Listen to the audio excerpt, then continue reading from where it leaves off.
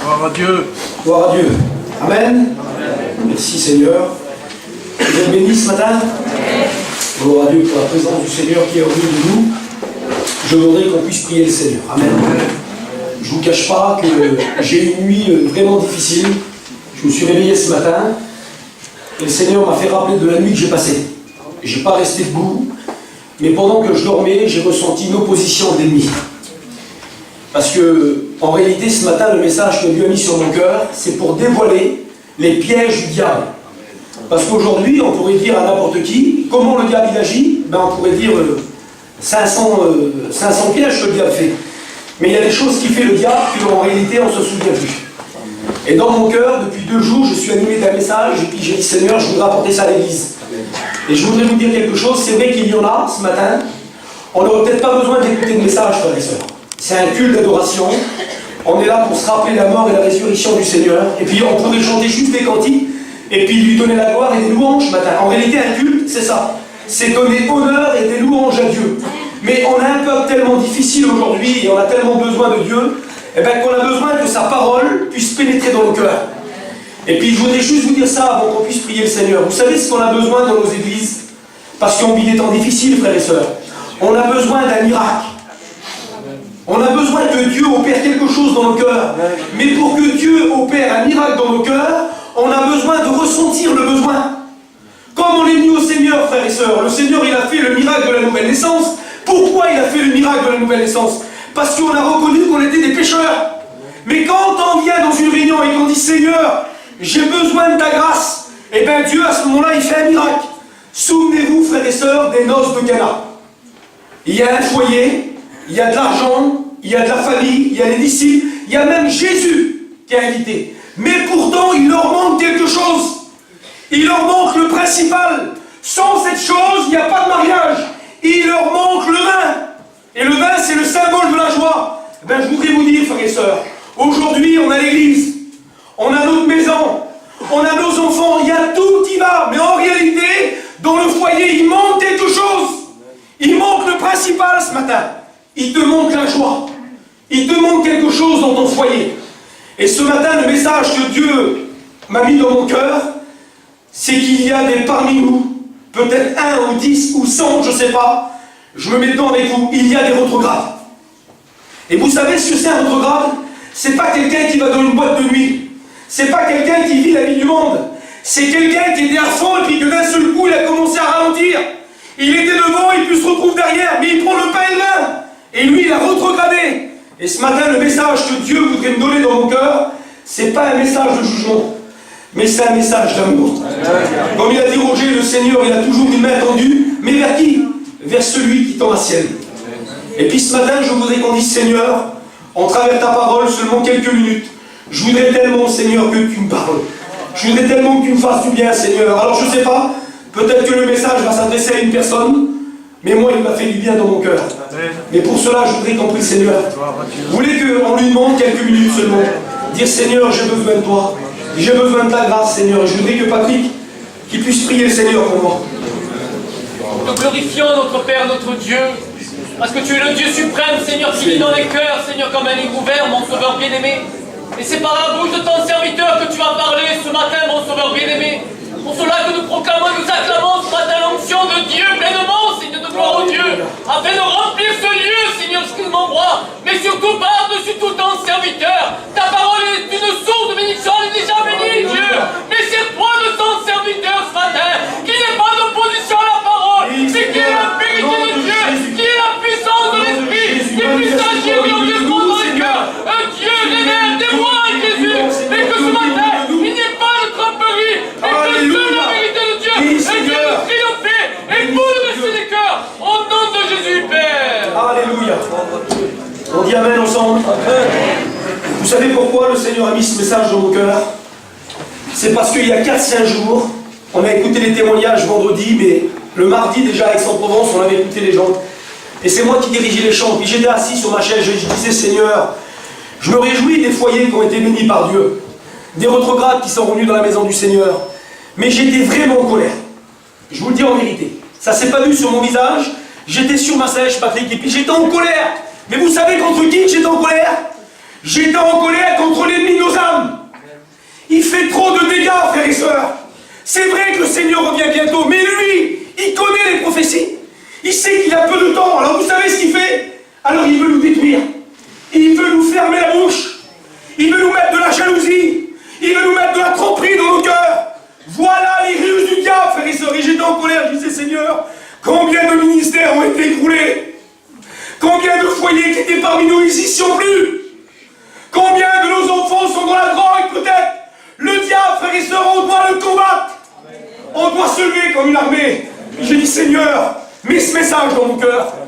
Et puis je voudrais juste vous dire ces mots-là, frères et sœurs. Je voudrais vous rappeler un peu de nostalgie. Incroyable dans un culte, oui. Parce que l'apôtre Paul, avant de rentrer dans mon message, je vous dis juste ça. Il dit à Timothée, souviens-toi de Jésus-Christ. Et puis le Seigneur nous rappelle ce matin, il dit, Jordan, dis-leur qu'ils se souviennent de moi, de ce que j'ai fait pour eux. Et le Seigneur, il me disait ce matin, souviens-toi en 2001, quand tu as rencontré le Seigneur, tout ce que Dieu avait fait pour toi. Puis ce matin, je voudrais vous dire, frères et sœurs, souvenons-nous le jour où le Seigneur avait rentré dans nos cœurs, en écoutant un cantique, en venant à la réunion, en écoutant la parole de Dieu, en allant peut-être en Israël, le bouleversement de cette nouvelle naissance dans nos cœurs. Et puis le Seigneur, il me disait, rappelle-leur le début de leur vie chrétienne. Il y a 50 ans pour mon père, il y a 35 ans pour d'autres, il y a 6 mois pour d'autres. Mais souvenez-vous quand le jour où le Seigneur est venu avec sa lumière d'amour dans nos cœurs, comment on était, frères et sœurs? Comment était le réveil spirituel de notre mission? Ben, c'était quoi en réalité? Ben, les gens, ils avaient la foi dans leur cœur.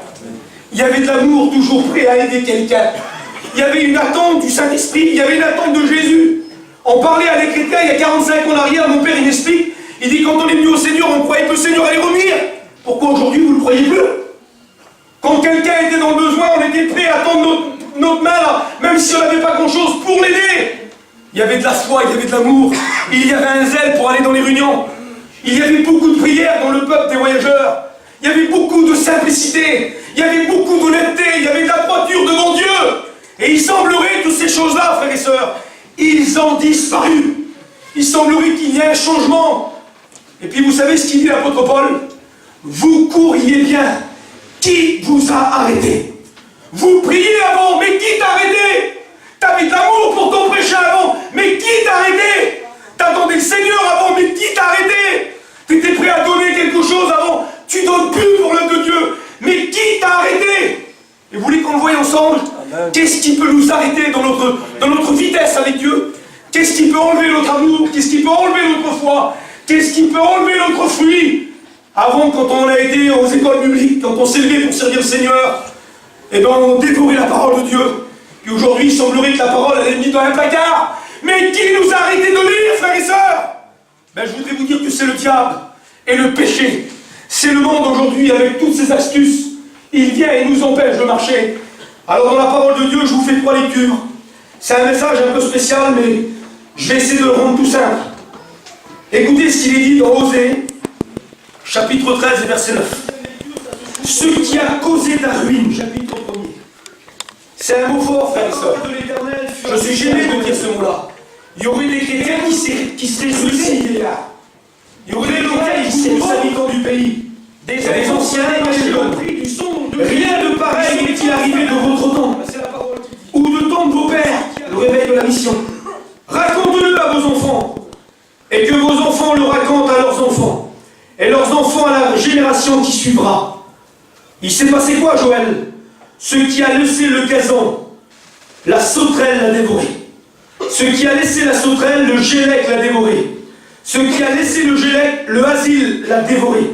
Réveillez-vous, ivrognes, et pleurez, vous tous buveurs de vin. Gémissez, car le mou vous est enlevé de la bouche. Car un peuple est venu fondre sur mon pays, puissant et innombrable. Il a les dents d'un lion et les mâchoires d'une lionne. Il a dévasté ma vigne. Il a mis en morceaux mon figuier. Il l'a dépouillé et abattu. Les rameaux de la vigne ont blanchi. Seigneur, c'est pas possible. Offrandes et libations disparaissent de la maison de l'Éternel. Les sacrificateurs, serviteurs de l'Éternel sont dans le deuil. Les champs sont ravagés. La terre est attestée, car le blé est détruit. Le mou est tari, l'huile est desséchée, Les laboureurs sont consternés. Les vignerons gémissent à cause du froment et de l'orge, parce que la moisson des champs est perdue. La vigne est confuse, le figuier languisse, le grenadier, le palmier, le pommier, tous les arbres des champs sont flétris. La joie a cessé parmi les fils de l'homme. Sacrificateurs, saignez-vous et pleurez. Lamentez-vous, serviteurs de l'autel. Venez, passons la nuit revêtus d'un sac, serviteurs de mon Dieu, car offrandes et libations ont disparu de la maison de votre Dieu. Publiez un jeûne, une convocation solennelle. Assemblez les vieillards, tous les habitants du pays, dans la maison de l'Éternel, votre Dieu. Ah, quel jour! Le jour de l'Éternel est proche. Et il dit au chapitre 12, au verset 12, maintenant, revenez à l'Éternel de tout votre cœur, avec des jeûnes, avec des pleurs et des lamentations. Déchirez vos cœurs et non vos vêtements. Et la troisième lecture, écoutez ce qu'il est dit. Ça se trouve dans Matthieu 24, et verset 39. Ils ne se doutèrent de rien. Et aujourd'hui, on vit ces périodes-là. La période de Joël, c'est une période qui a été vécue. C'est une période de la grande tribulation, et c'est une période prophétique. Et c'est un moment que l'Église d'aujourd'hui vit ça, frères et sœurs. Et le message, il commence comme ça. La Bible, elle dit, ce qui a causé ta ruine, ce qui a causé ta perte, ce qui a causé aujourd'hui tes problèmes dans ton foyer, ce qui a causé aujourd'hui que tu ne viens plus à la réunion, c'est parce que tu as été contre. Vous savez ce qu'il veut dire le mot contre? C'est parce que tu as été infidèle. C'est parce que tu n'as pas marché droit avec moi. C'est parce que tu as mené ta vie comme bon te semblait. C'est parce que tu venais à Jérusalem, mais en réalité, il n'y avait plus de sacrifice pour Dieu. Tu vivais selon bon te semble. Et aujourd'hui, si Israël avait passé par ces problèmes, par ces difficultés, c'est parce qu'en réalité, ils étaient éloignés de leur Dieu. Et je voudrais vous dire, frères et sœurs, il y a l'amour de Dieu, mais il y a la justice de Dieu. C'est-à-dire, si on vit notre vie chrétienne comme bon nous semble, c'est-à-dire, si on vient à la réunion et qu'on prie jamais, qu'on n'a pas d'amour, qu'on n'a pas de prière, eh bien, je voudrais vous dire, c'est ce qui donne un accès au diable. Et quand on lui donne un accès, lui, la Bible dit qu'il dévore et il fait du mal. Et puis la parole du Seigneur nous dit, c'est voilà, Israël était un peuple comme nous. Un peuple qui avait été choisi par Dieu. Un peuple où résidait le nom de l'Éternel. Un peuple qui avait été sorti de l'esclavage. Un peuple qui attendait la terre promise. Un peuple que Dieu avait les regards sur eux. Mais qu'est-ce qui a causé cette ruine, frères et sœurs? C'est parce que Israël ne marchait plus comme Dieu voulait. Israël faisait plus de sacrifices à l'Éternel. Oh, ils avaient leur petite maison, ils avaient leur petite vie d'habitude, mais leur vie à eux, ils voulaient ressembler aux nations. Frères et sœurs, vous savez ce qui cause la ruine d'un chrétien aujourd'hui? Vous savez pourquoi les chrétiens sont pauvres? Vous savez pourquoi il n'y a plus de prière? Vous savez pourquoi il n'y a plus d'amour? Parce que les chrétiens veulent ressembler au monde. Il n'y a plus la véritable vie de l'esprit dans nos cœurs. Alors on vient à la réunion, mais il n'y a plus rien. Et puis quand il n'y a plus rien, je voudrais vous dire que l'ennemi vient. Puis vous savez comment il va venir, l'ennemi? Il va venir pour voler, il va venir pour détruire, et il va venir pour dérober et dévaster, et aussi séparer. C'est le rôle du diable, ça. Et regardez comment que le diable se sert. La Bible a dit qu'il y a une armée de sauterelles. Mais pourtant, une sauterelle, Eric, c'est pas grand-chose, c'est tout petit. Mais regardez, le prophète, il parle, il semblerait que Dieu parle en travers lui. Et il dit ce que la chenille a laissé, la sauterelle l'a dévoré. Ce que la sauterelle a laissé, il dit, le criquet l'a dévoré. Il dit ce que le criquet a laissé, il dit, le grillon l'a dévoré. Mais en réalité, quand vous regardez bien, c'est 4 sortes de sauterelles. Puis je disais, Seigneur, quel dégât que ça fait. Pourtant, c'est tout petit. Mais il semblerait que l'ennemi ne laisse rien sur son passage. Il va prendre quelque chose, et ce qu'il a, il va prendre l'amour, il va prendre la paix, il va prendre la joie. Même jour qu'il prend des chaussures du zèle, ben tout de suite il revient. Et il revient chercher le zèle. Il semblerait que tout lui intéresse. Et cette période-là, c'est une période prophétique, mais c'est une période où l'ennemi va tout prendre. Il va dévaster les champs, il va dévaster les ruisseaux, il va dévaster le blé, il va dévaster l'huile. Tout lui intéresse. Ben, je voudrais vous dire, frères et sœurs, tout lui intéresse à l'ennemi de nos âmes. Ta maison, ça lui intéresse. L'église de Châteauneuf, ça lui intéresse. Quand tu pries, ça lui intéresse. Les ministères, ça lui intéresse. Tes enfants lui intéressent. Ton matériel lui intéresse. Le chapiteau d'été, ça lui intéresse. Tout lui intéresse. Vous savez pourquoi? Il a un désir, il attend la porte, il attend une faille, il veut rentrer. Alors au début, c'est vrai, c'est pas grand-chose. C'est une petite chenille. C'est quoi une chenille, frères et sœurs? On l'écoute pas. Hier, j'ai regardé sur Internet, si on écoutait le prix d'une chenille, on l'écoute pas. Mais pourtant, vous regardez dans une salade, il y en a une. Pourtant, comment elle a fait pour venir? Ben, elle s'infile tout doucement. Mais si vous saurez, j'ai regardé hier, je ne veux pas perdre de temps, si vous saurez le dégât que ça fait, plusieurs chenilles, c'est capable d'écrouler des grandes villes entières. Eh ben, le diable, il vient tout doucement. Il s'infile, tu l'as pas vu, toi. Tu as laissé une brèche, il s'infile, il vient tout doucement. Puis d'un seul coup, il appelle les autres, venez voir, il y a une brèche, il y a quelque chose à prendre. Puis on se rend compte qu'on vient à la réunion, mercredi, vendredi, dimanche, on fait des séminaires, mais il n'y a plus rien. Qu'est-ce qu'il y a eu? Eh ben, le diable est venu tout doucement. Et le criquet, c'est quoi, frères et sœurs? C'est une sauterelle, mais plus petit. Et le criquet, en réalité, quand on le voit, ça fait pas de mal. Une sauterelle, on a peur de la prendre dans les mains l'été. Vous avez vu devant les grands champs, là, des grandes sauterelles, on a peur de les prendre. Mais un petit criquet, on le prend dans nos mains. On le donne même à nos enfants. Ça fait que du bruit. Ça fait que des bruits. Mais combien de ravages il fait, le criquet? Et aujourd'hui, frères et sœurs, faisons taire les bruits du diable. Tu n'y arriveras pas. C'est pas la peine que tu pries. Regarde, personne vient te voir. Regarde, le pasteur, il pense même pas à toi. T'as jamais chanté un cantique. T'as jamais rendu témoignage. Et puis regarde, l'autre, il a dit ça sur toi. Et puis l'autre, il est en conflit avec l'autre. Le diable se sert comme ça avec des petits bruits. Puis en réalité, quel dégât il fait? Il se sert des toutes petites choses en réalité. Mais vous savez ce qui se fait? Il vient avec des petites choses, mais après, c'est plus une sauterelle. La Bible dit il a les dents d'un lion. Le diable, il vient avec des petites choses. Il veut nous ralentir, il veut nous faire mettre loin. Mais quand il voit qu'il a accès, ben là, c'est plus une sauterelle qui vient. Ben la Bible dit qu'il a les dents d'un lion. Et puis vous savez, je sais pas, mais les dents d'un lion, il fait quoi? Il dévore, il arrache. Et si aujourd'hui des chrétiens sont plus dans nos églises, c'est parce qu'au début, c'était des petites choses insignifiantes. Alors frères et sœurs, le Seigneur voudrait nous le dire ce matin. Fermons la porte au diable. Fermons la porte au monde. Et restons vigilants, frères et sœurs. Et puis il commence comme ça, il dit, regardez ce qu'il a fait. Il a dévasté ma vigne. Puis j'ai dit, Seigneur, c'est quoi la vigne, Roger? Ben la vigne, c'est le symbole de la prospérité. Parce qu'aujourd'hui, un homme pauvre, il n'a pas de vigne. Quand vous voyez une vigne, vous allez vers monsieur, monsieur c'est la oui. Tout de suite, vous allez voir, soit c'est un héritage, ou soit c'est un homme qui est très riche. Et puis une vigne, c'est le symbole dans la Bible, dans les psaumes, du foyer. Il dit, ta femme est comme une vigne avec ses enfants autour de sa table. J'ai dit, c'est pas possible, Seigneur. Mais la première chose que le diable peut faire aujourd'hui, il veut dévaster les foyers. Puis le Seigneur, il me rappelait ça ce matin, c'est pour ça que j'avais ce combat. Dis ce matin qu'il y a un foyer qui était comme une vigne, un foyer qui était riche en Dieu, un foyer qui donnait son fruit à sa saison. Puis aujourd'hui, il ressemble à cette vigne. Elle est pauvre, il n'y a plus rien, parce que le diable est venu dévaster. Je voudrais te le dire, mon frère, ma soeur qui est là. Avant, quand les gens venaient vers toi, tu les accueillais, tu parlais de Dieu. Mais pourquoi tu ne parles plus de Dieu? Pourquoi il n'y a plus de richesse dans ton foyer? Parce que le diable, il est venu et il a dévasté ton foyer. Aujourd'hui, peut-être que tu t'es enrichi, tu viens à l'église, mais quand tu regardes dans ton cœur, tu es pauvre. Où sont passés ton raisin que tu donnais aux autres? Où est passé le fruit que tu donnes aux autres? Pourquoi tu ne donnes plus?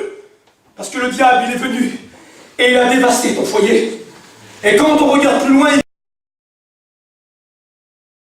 il va plus loin. Il dit, il a dévasté ma vigne. La vigne ne ressemble plus à rien. Elle est pauvre, elle n'a plus rien, elle n'a plus de fruits. Et hier, je regardais les images, je disais, Seigneur, il n'y a pas plus beau des belles vignes avec tous des raisins là. Mais quand une vigne est dévastée, ben, elle ne ressemble plus à rien. Il reste que des morceaux de bois. Il n'y a plus de fruits, il n'y a plus rien du tout. Ben, peut-être que ton foyer est comme ça ce matin. Il n'y a plus rien à voir. Ah, tu parais bien dans l'église, mais il n'y a plus rien. Il n'y a plus de richesse, il n'y a plus de fruits. Puis vous savez ce qu'il dit? Puis j'ai dit, Seigneur, c'est intéressant, et ce que je vous dis, c'est biblique. Il a dépouillé mon figuier.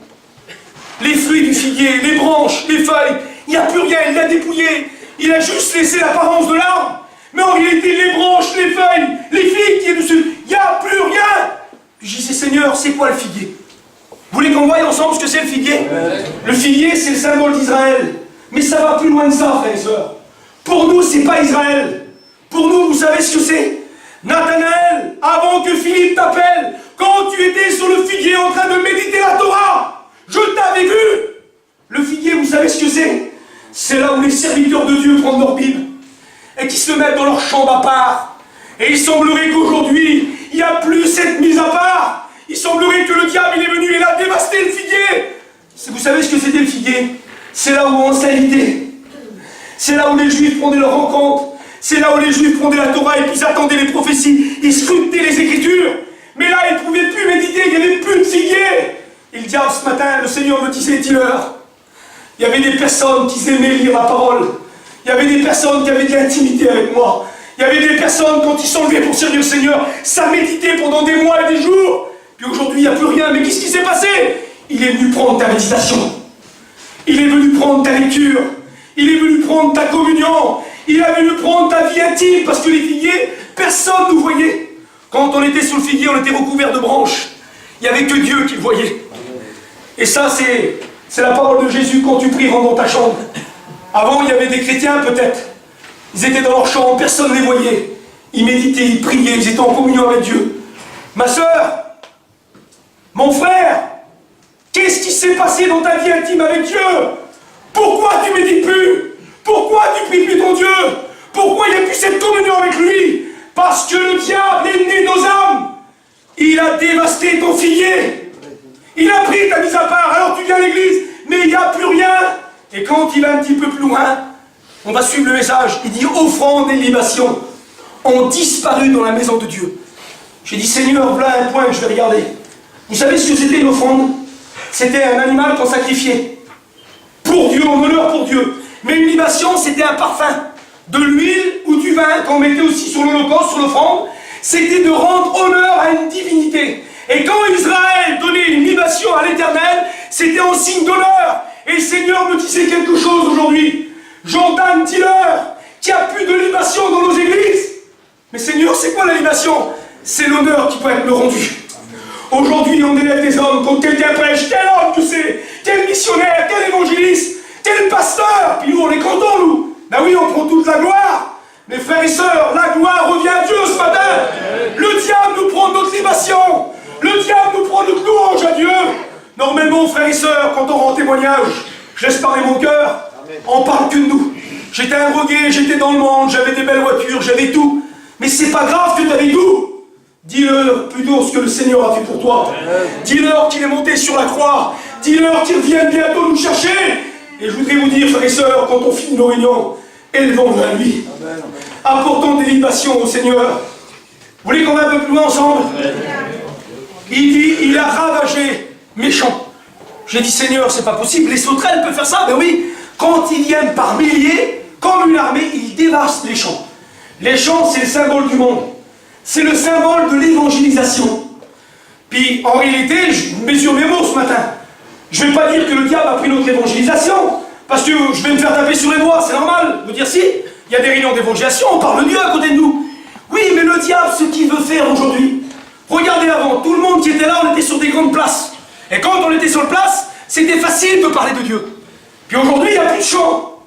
On vit en terrain, on vit en maison, et puis on n'arrive même plus à parler à notre voisin. Ben voilà ce que le diable fait. Il détruit les champs du voyage, parce qu'il ne veut pas qu'on parle du Seigneur. Et il va même plus loin, les champs c'est l'évangélisation, c'est vrai. Mais regardez à l'époque, combien de petits prospectus, quand on allait travailler, frères et sœurs, et qu'on mettait dans les boîtes à lettres, Jésus guérit, Jésus sauve, on ne témoignait pas qu'aux voyageurs et aux gitans, hein. On témoignait aux sédentaires dans les maisons. Et je vous dis ça parce que je l'ai fait pendant des années. Et Dieu me l'a rappelé à la neige l'autre jour. Il m'a dit avant, quand tu allais travailler dans les immeubles, tu mettais toujours des petits prospectus. Nous, on ne savait pas ce qu'allait se passer, mais combien de miracles tu as pu avoir. Aujourd'hui, tu ne le sais plus. Et bien voilà le ravage que le diable fait. Avant, on mettait des petits prospectus, maintenant il change les prospectus. C'est toiture, matelas. Mais aujourd'hui, frères et sœurs, rouvrons nos yeux. Les petites évangélisations qu'on faisait dans les foyers, la petite parole d'amour, de réconfort, le diable a ravagé nos champs. Il n'y a plus rien, frères et sœurs. Mais le Seigneur voudrait qu'on revienne au point de départ. C'est ça le message ce matin. Il dit, quand il n'y a plus de champs, qu'il n'y a plus d'offrande, qu'il n'y a plus de figuier, il dit, l'huile est desséchée. Puis j'ai dit, Seigneur, c'est quoi l'huile? Ben, l'huile pour Israël, c'était le plus important. Parce que quand il n'y a pas d'huile en Israël, ils sont pauvres. La plus grande richesse pour Israël, c'est l'huile. Vous savez pourquoi? S'il n'y avait pas d'huile, il n'y avait pas d'onction. Quand un homme se levait pour être roi, ben, la Bible a dit qu'on prenait une fiole ou une corde et on lui versait dessus. Et l'homme, il était saisi. Et l'huile, c'est le symbole de l'onction. Et le Seigneur, ce matin, il me disait, dis-leur, ou dis-lui à cette soeur ou à cette frère. Ils ont tout aujourd'hui. On a le bien-être, on sait rendre témoignage, on sait même bien prêcher. On sait bien chanter, on joue bien de la guitare. On fait une belle chorale. On a un beau langage envers celui du dehors, mais il manque le principal. L'huile est desséchée, c'est-à-dire l'onction de Dieu, elle n'y est plus. Frères et sœurs, vous ne trouvez pas ça bizarre? Il y a des gens, ils rendent témoignage là. Seigneur, il a changé ma vie, ils repartent comme s'ils étaient venus. Il n'y a plus cette vie d'onction. Je pourrais prêcher pendant 3 heures, moi, puis être tout froid. C'est ça un chrétien? Un chrétien, c'est celui qui a arrosé de l'huile. C'est celui que l'huile coule sur lui. Et quand l'huile elle coule, vous savez ce qui se passe? Si j'ai de l'huile sur mes mains, je vais venir prendre la porte d'une voiture, je l'ouvre là, je vais laisser mes empreintes. Si j'ai de l'huile sur mes pieds quand je vais venir chez vous, vous allez dire c'est pas possible, il a marché dans l'huile. Il m'a laissé des traces sur les tapis, oui. Mais un chrétien qui est sous l'onction, quand il rentre dans une maison, il laisse des traces. Un chrétien qui est sous l'onction, quand il vient derrière le micro, il laisse des traces. Un chrétien qui est sous l'onction, quand il prie dans une caravane, il laisse des traces. Pourquoi, frères et sœurs, on laisse plus de marque? Parce que l'huile est desséchée. Il n'y a plus d'huile dans ta vie, ma sœur. Il n'y a plus d'huile dans ta vie, mon frère. Vous voulez qu'on va plus loin? Et ça, c'est intéressant. Je ne sais pas combien de temps je veux prêcher. Tous les arbres sont fanés. Et quand j'ai regardé ça, j'ai dit, Seigneur, c'est pas possible. Tous les arbres sont fanés, ils sont flétris. Samuel, il n'y a plus rien du tout. Et là, il parle de 4 catégories d'arbres. Vous le lirez chez vous, hein. 4 catégories d'arbres qui ne portent plus leurs fruits, qui sont desséchés, qui n'ont plus rien. Et le Seigneur, il m'a béni dans mon cœur, et puis je vais avoir toute la liberté pour le dire ce matin. Il dit, le grenadier est fané. Le palmier est fané. Et quand il va plus loin, il dit encore, le pommier aussi, l'arbre qui était rare, est fané. Il dit jusque même le puissant qui n'a pas d'importance, il est fané aussi. Alors hier, je regardais les images, je disais, Seigneur, pourquoi tu nous parles comme ça? Et ce que je vous dis, c'est biblique, j'ai regardé, j'ai scruté les Écritures. Vous savez ce que c'était le pommier? Eh bien, le pommier, simplement, c'est un arbre de pomme. Mais en réalité, c'est celui qui se distingue parmi les autres. C'est celui qui est différent dans la forêt. Il dit, mon bien-aimé n'était pas comme un pommier au milieu de la forêt. C'est-à-dire que pendant des milliers d'arbres, on reconnaît le figuier de loin. Puis le Seigneur, il dit, dis-leur qu'il y avait des chrétiens qui étaient comme cet arbre-là. C'était des pommiers dans l'église. Ils se voyaient différents des autres. Ils ne voulaient pas suivre comme les autres. Ils ne voulaient pas marcher comme les autres. Un pommier différent des autres. Ils ne voulaient pas parler comme les autres. Ils ne voulaient pas acheter les nouveaux vêtements comme les autres. Ils ne voulaient pas non plus de terrain comme les autres. Puis aujourd'hui, le pommier est fané. Il est redevenu comme tous les autres arbres. Et le Seigneur me disait quelque chose ce matin. Je ne vois pas le visage. Mais dans mon cœur, le Seigneur, il me dit, dis-lui. Il ne m'a pas dit, dis-lui à elle. Dis-lui à ce frère. Quand il marchait avec moi avant, il disait, moi, je ne veux pas être un chrétien moderne. Moi, je ne veux pas être un chrétien mondain. Moi, je ne veux pas être un chrétien qui s'installe. Je ne veux pas être un chrétien religieux. Mais aujourd'hui, tu es devenu comme tout le monde. Parce que ton pommier, il est fané.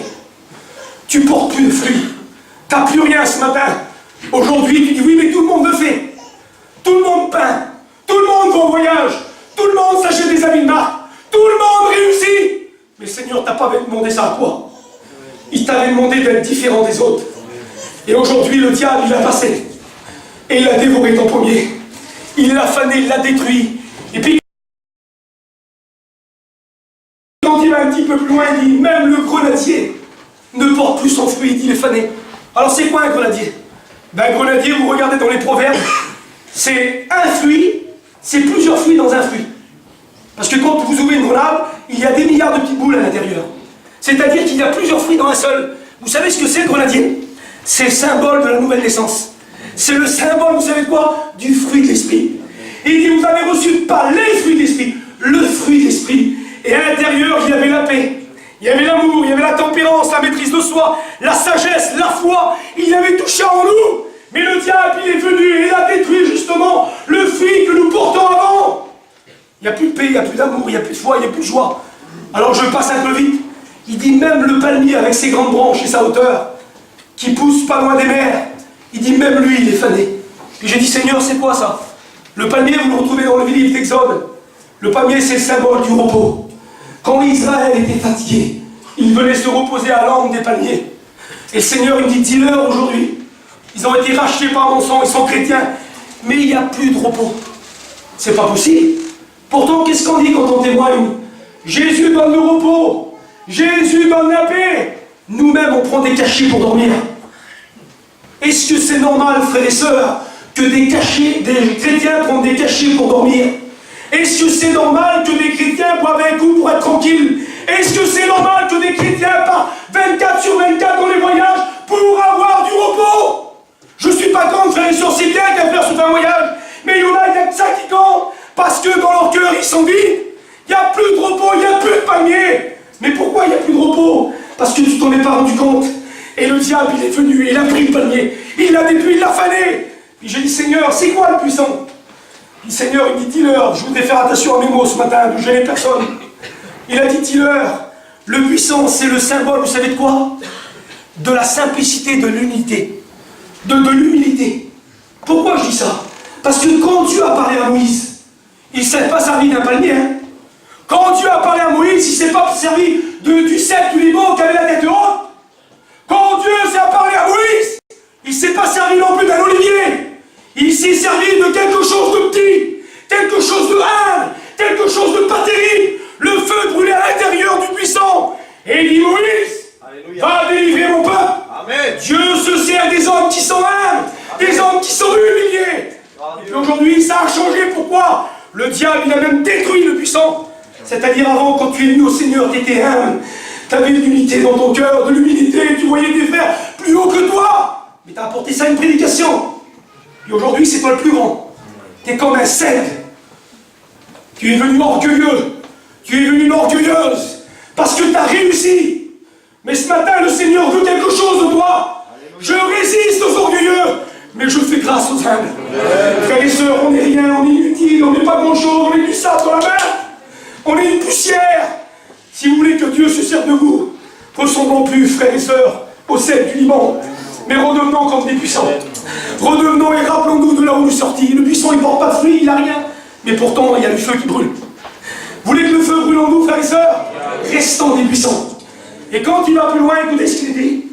Puis j'ai dit, Seigneur, c'est normal, hein? Quand il n'y a plus de vignes, quand il n'y a plus de figuiers, quand il n'y a plus d'honneur à Dieu, quand les champs sont ravagés, quand l'huile est desséchée, quand même les arbres des champs ne portent plus leurs fruits, qu'est-ce qui se passe? Vous savez ce qu'il dit? La joie a disparu dans la maison de Dieu. Avant, quand une âme donnait son cœur, quand une main était élevée, tu étais content. Mon père, il me disait ça l'autre jour, il envoyait des gens se convertir il y a 25 ans, 30 ans en arrière. On se regardait, on se disait, c'est qui a donné leur cœur à Dieu? Les gens, il y avait de la joie. Quand une personne témoignait qu'il était pris dans la drogue et puis qu'il dit, je suis un chrétien, il y avait de la joie dans nos cœurs. Il y avait de la joie pour nos amis, il y avait de la joie dans l'église. Aujourd'hui, il n'y a plus rien qui nous touche. Vous savez pourquoi? Parce qu'on n'a plus rien. Il y a des gens, on écoute des témoignages, des foyers l'autre jour bouleversés, bénis par Dieu. Puis nous, on est là, on est toujours tristes. On ne se réjouit plus des malheurs des autres. Ah, on pleure avec ceux qui pleurent, hein. Mais en réalité, le texte est réciproque. Réjouissez-vous avec ceux qui se réjouissent. Il y a une personne qui s'est levée pour verser le Seigneur, réjouis-toi avec. Il y a des personnes qui se convertissent, réjouis-toi. Mais regarde dans ton cœur, pourquoi il n'y a plus la joie? Parce qu'il n'y a plus de fruits. Parce qu'il n'y a plus d'humilité. Parce qu'il n'y a plus d'évangélisation. Parce qu'il n'y a plus rien. Et quand on va un petit peu plus loin, écoutez ce qu'il dit. Je continue encore, frères et sœurs. Il dit, les greniers sont vides. Et j'ai parlé à une sœur il y a 2 jours en arrière, et Dieu m'a vraiment béni. Une frère espagnole. Puis Dieu, c'est à ce moment-là qui m'a donné cette pensée. Et le grenier sont vides. Et vous savez ce que c'est un grenier? Je n'ai pas fait d'études, mais c'est tout ça. Un grenier, c'est ceux qui sont dehors ne voient pas. Dans une maison, on voit la façade. On voit les belles fenêtres. Vous rentrez à l'intérieur, vous voyez les tapis. Mais le grenier, on ne le voit pas. C'est là où on met de la récolte. C'est nous et le grenier qui sait. Personne d'autre. C'est familial. C'est la partie cachée de la maison. Et le Seigneur me disait ce matin encore, les mêmes paroles qu'il y a 2 jours, dis à cette sœur que son grenier est vide. Mais c'est quoi ça, là, le grenier? Eh bien, tu sais ce que c'est le grenier?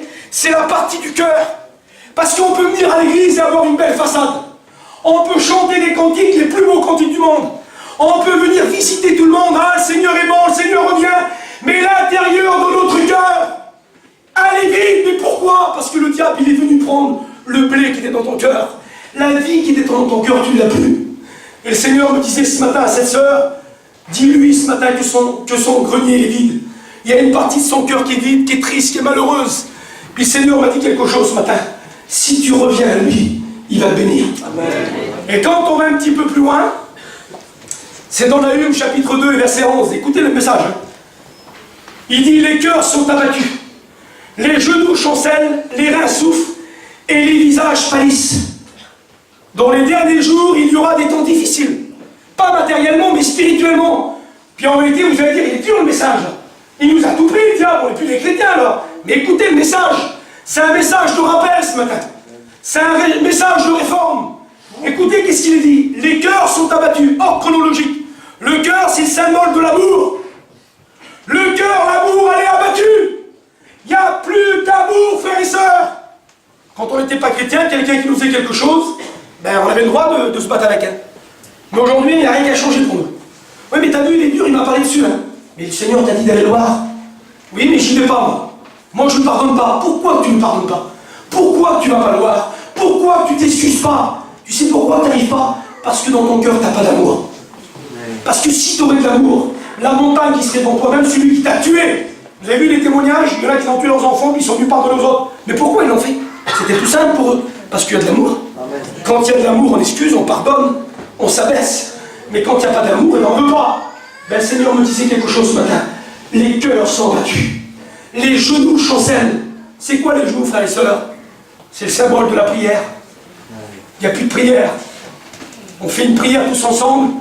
Mais je ne vous parle pas de la prière à l'église. Hein. Je ne prêche pas à l'église universelle ce matin. Je prêche de la vie intime avec Dieu. Est-ce que tu pries avec ton foyer le matin? Chrétien et chrétienne, tu n'es pas un homme du monde, toi. Tu es un enfant de Dieu, elle a été rachetée. Est-ce que tu pries le matin pour tes enfants? Quand tu te couches le soir, est-ce que tu dis à ta femme, ma femme, on prie 2 minutes? Quand tu viens voir quelques copains, il ne semblerait pas que tes genoux chancellent un petit peu, tu as honte de prier devant eux. Quand on dit on prie le Seigneur, tu changes de conversation parce que tu as de la crainte dans ton cœur. Mais un chrétien, il fait quoi? Il prie. Un chrétien, il a de l'amour. Hors chronologique, quand il n'y a plus d'amour, il n'y a plus de prière. Vous n'allez pas me dire que quelqu'un qui n'a pas d'amour, il prie. Hein. Sa prière n'est pas exaucée de toute façon. Quand on n'a pas d'amour, il n'y a pas de prière. Mais quand il n'y a pas de prière et d'amour, qu'est-ce qui se passe? Il dit les reins souffrent, la vérité, la force. Quand il n'y a pas d'amour, quand il n'y a pas de prière dans une vie chrétienne, eh ben on est fatigué. Puis il n'y a pas de vérité. Oh, il n'y a que du mensonge, que de la tromperie. Ah, que t'es beau, mon frère, que t'as bien prêché. Puis alors, tu as dit juste avant, c'était une catastrophe le message. Menteur. Quand t'as pas d'amour, quand t'as pas de prière, t'es plus maître de toi-même. T'as plus de vérité en toi. Tu sais pourquoi t'as plus de force? Je suis fatigué, j'ai plus de force. Et les chrétiens, ça fait 6 mois qu'ils sont baptisés. Je suis en miette. Qu'est-ce que t'as eu? Ben, tu pries pas, t'as pas d'amour. C'est normal que t'as plus de force. Si tu prierais, tu aurais de l'amour pour ton prochain. Tu verrais comment tes forces sont devant toi. Tu verrais la vérité, comment tu la porterais sur tes reins. Alors j'ai dit, Seigneur, quand un homme n'a plus d'amour, quand un homme n'a plus de vérité, quand un homme n'a plus de force, quand un homme n'a plus de prière, mais qu'est-ce qui se passe, Samuel? Il dit, les visages pâlissent. Ça se voit sur le visage. Parce que Moïse, quand il a descendu de la montagne, il n'a rien dit à personne. Son visage était rayonnant. Parce qu'il avait parlé avec Dieu, parce qu'il avait prié avec Dieu, parce qu'il a intercédé pour le peuple, il avait de l'amour et de la force et de la vérité pour annoncer le message.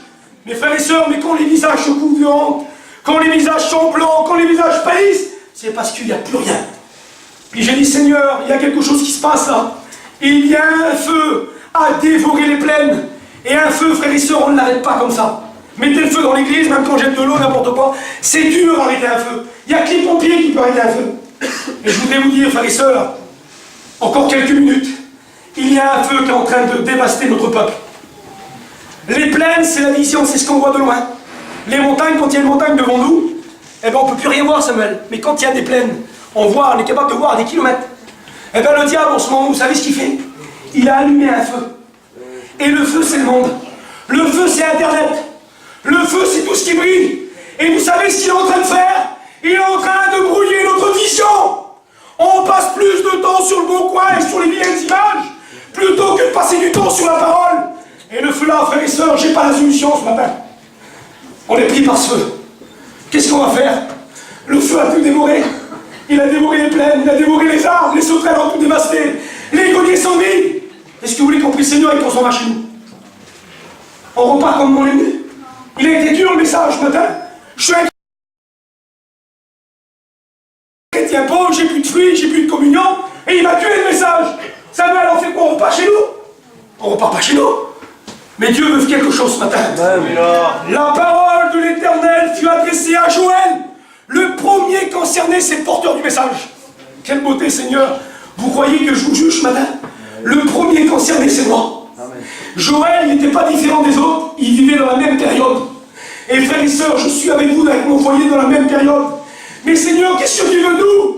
La parole de l'Éternel fut adressée à Joël. Et il leur dit ces mots-là, il fait un rappel, il les éclaire. Rien de pareil n'est-il arrivé. Au pas, ça se passait comme ça avant. C'était comme ça, le peuple de Dieu avant. C'était pas comme ça, rien de pareil. Il y a tout aujourd'hui, Samuel, des séminaires, Israël. Il y a tout ce qu'il faut. Programme pour la jeunesse, programme pour les foyers. On est riche en réalité, mais en réalité on est pauvre. Parce qu'à l'époque, il n'y avait rien, mais les chrétiens étaient fidèles. C'était des vrais chrétiens sur qui on pouvait miser.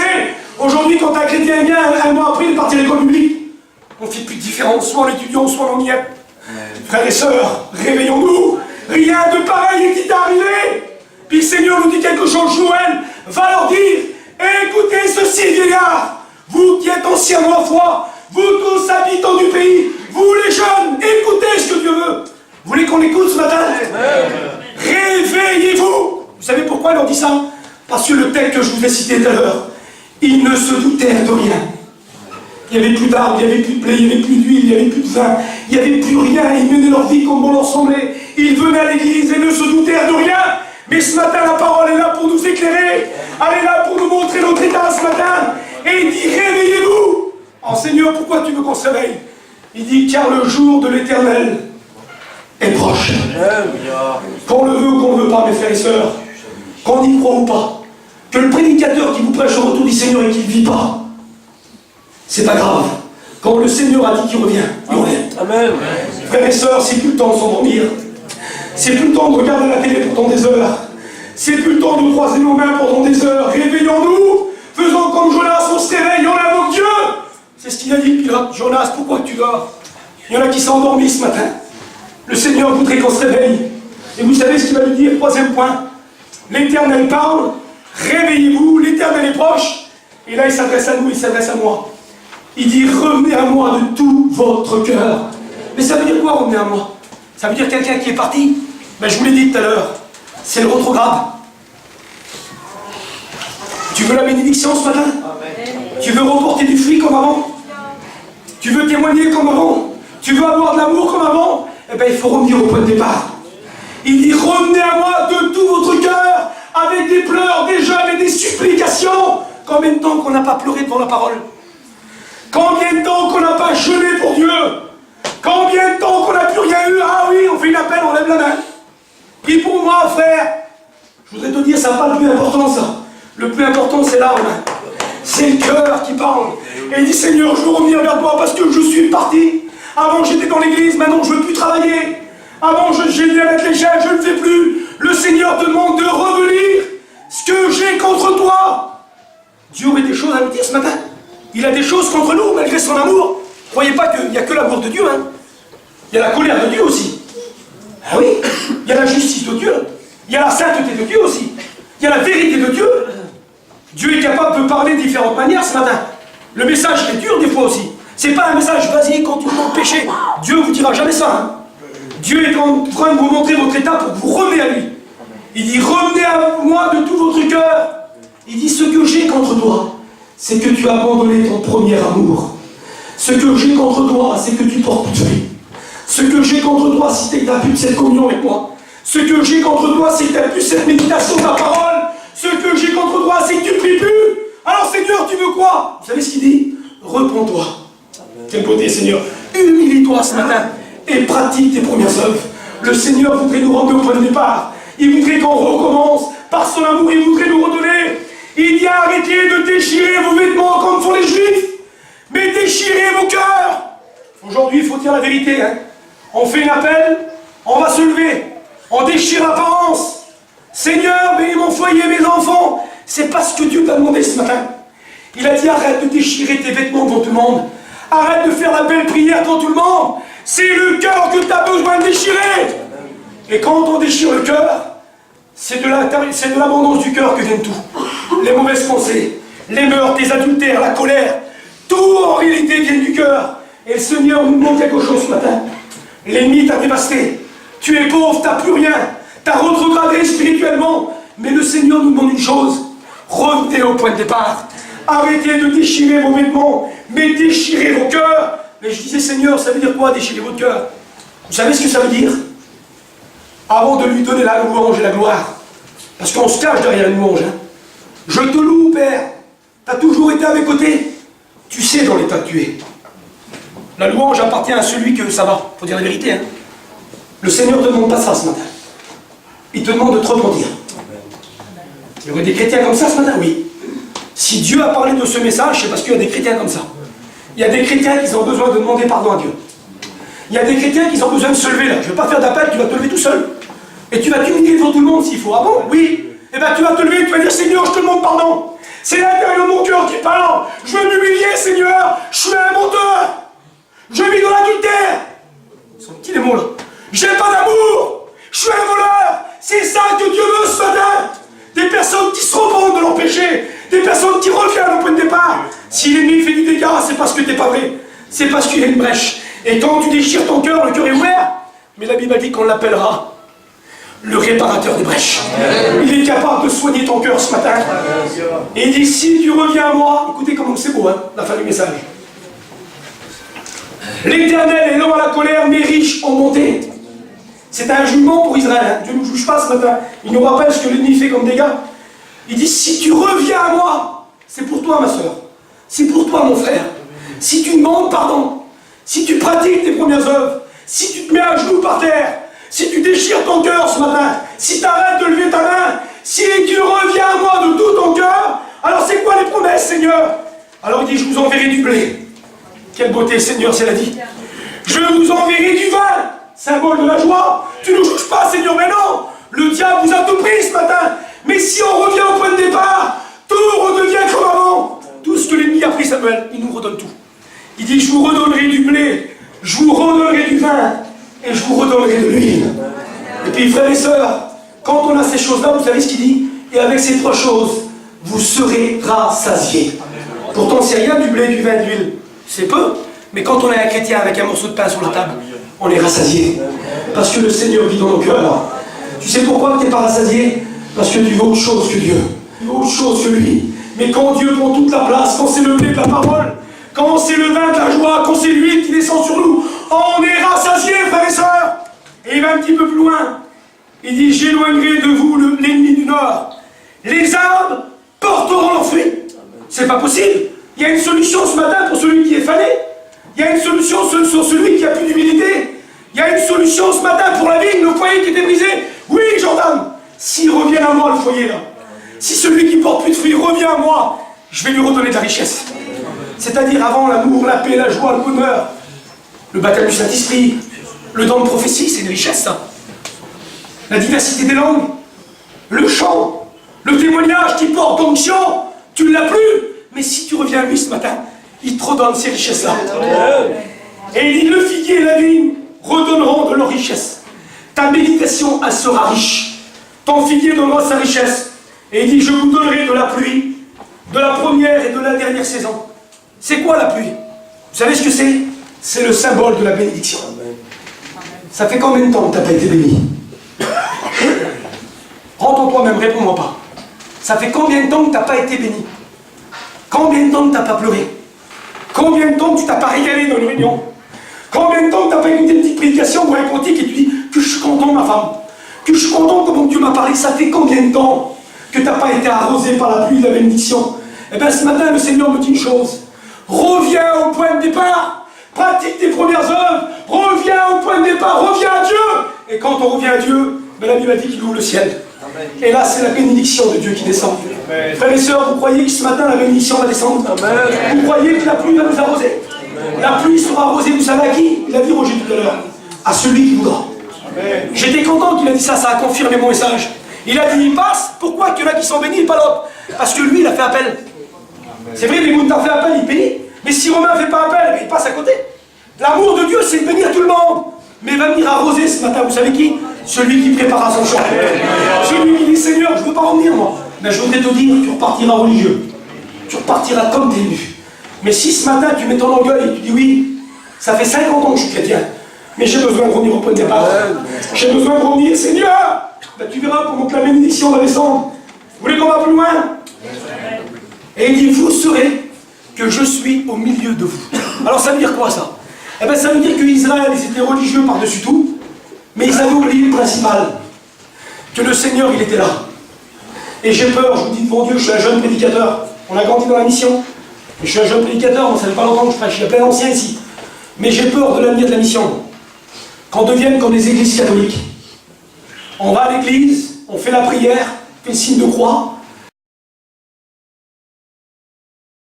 et on oublie le principal. On oublie qui est au milieu de nous. Frères et sœurs, quand on rentre à l'église, on ne vient pas se rencontrer à nous. On vient pour le voir à lui. Comment ça se fait qu'il ne se passe rien dans nos églises? C'est tout simple le message, Seigneur. Je suis le même hier, aujourd'hui, éternellement. C'est pas prévu tout ce que je dis là. De toute façon, il y a un jeûne et prière après. Pourquoi il ne se passe rien? Il devrait y avoir des baptêmes dans le Saint-Esprit. Des personnes qui est faibles, qui reviennent à la vie. Des retrogrades qui reviennent au Seigneur, des bouleversements. On ne veut pas voir des choses, mais pourquoi des fois il reste des mois et des mois, il n'y a rien, c'est plat, il n'y a rien. Parce que quand on vient à la réunion, on vient avec le téléphone, et on regarde. Il y en a qui viennent à la réunion, je m'excuse de ce que je veux dire, avec quelques verres d'anglais. Il y en a qui viennent à la réunion en réalité, puis ils viennent parce que le pasteur, il va nous voir, Roger. Hein. Si on ne vient pas, il va dire pourquoi t'es pas venu? Alors je viens à la réunion. Mais quand tu viens comme ça, eh ben, je voudrais te dire, tu repars comme t'es venu. Mais quand tu viens à la réunion avec un vrai cœur, et tu dis Seigneur, je vais à la réunion, c'est d'évangélisation, c'est vrai. Mais je sais que tu es là, Seigneur. Je te vois pas, mais tu es au milieu de nous là. Et Seigneur, si les autres ne veulent pas être bénis, je vais être béni, moi. Je vais être saisi. Je veux la bénédiction, Seigneur. Je veux qu'il y ait des retrogrades qui reviennent à Dieu. Mais imaginez-vous combien on est, Roger, ce matin? 200, 250? Si tout le monde viendrait avec le même cœur et qui dirait Seigneur, t'es où? T'es là, Seigneur? Ben j'arrive là. Imaginez-vous le miracle qui se passerait. Je vois le frère Samuel, il est béni sur sa chaise. Il est béni, il est rempli de Dieu.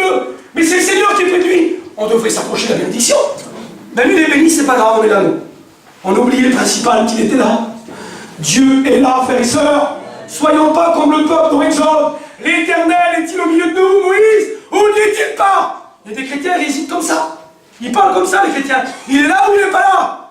Frères et sœurs, quand 2 ou 3 s'assemblent, je suis au milieu de vous. Et ce matin, il est là comme un héros qui sauve. Il est là comme un héros qui délivre. Il est là comme un héros qui guérit les cœurs brisés. Dieu est là, frères et sœurs.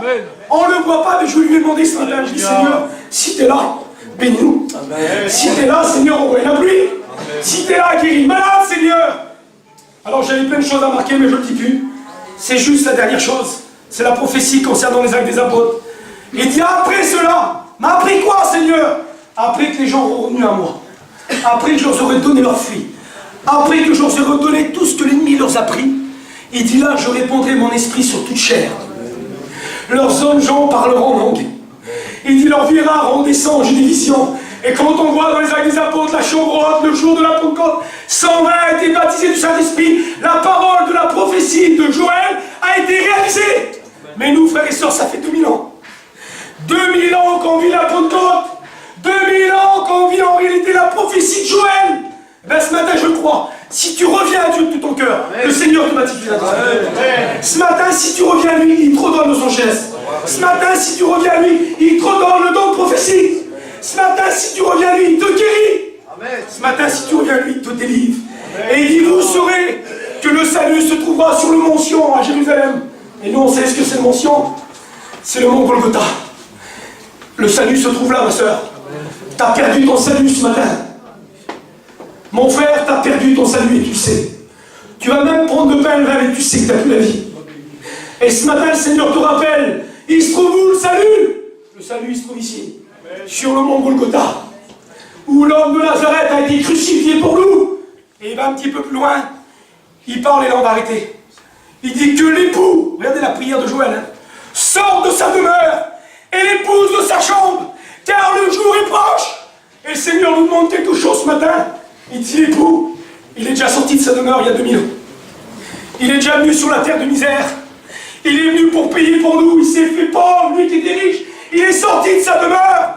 Mais le Seigneur, vous savez ce qu'il demande? Et vous, l'épouse, sortez de votre chambre. Sortez de votre orgueil. Sortez de votre bien-être. Sortez du monde. Et partons à sa rencontre, frères et sœurs. Et quand on part, il y a la bénédiction de Dieu. Alors je voudrais qu'on prie le Seigneur ensemble. On prie le Seigneur. Dieu nous a parlé, frères et sœurs. Mais je vais quand même faire une appel.